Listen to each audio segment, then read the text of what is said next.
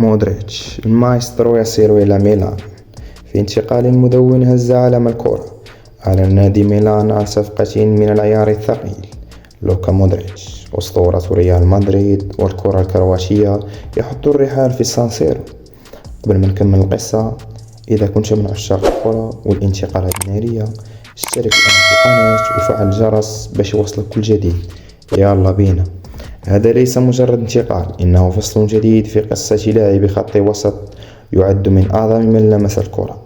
الحكاية بدأت في دينامو زغرب، حيث لفت أنظار العالم بلمسته الساحرة.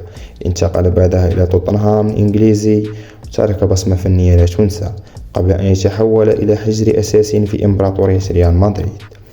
مع الملكي كتب مودريتش التاريخ، حيث حقق 5 دوري أبطال أوروبا و3 دوري إسباني و4 كأس العالم للأندية و4 سوبر أوروبي، وكذلك 2 كأس مالك، وأخيرا 4 سوبر إسباني. وفي 2018 حقق ما لم يحققه أي لاعب منذ عقد، الكرة الذهبية، متفوقا على ميسي ورونالدو بعد أن قاد كرواتيا إلى نهائي كأس العالم، وصنف من بين أعظم قادة المنتخبات.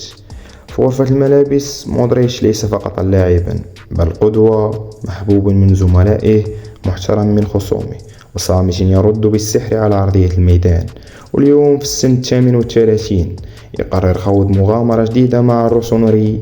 لم يأتي للتقاعد، بل جاء ليبدع، ليقود، وليثبت أن الجودة لا تعترف بالعمر. السؤال الكبير الآن، هل سينجح مودريتش في إعادة ميلان إلى أمجاده الأوروبية؟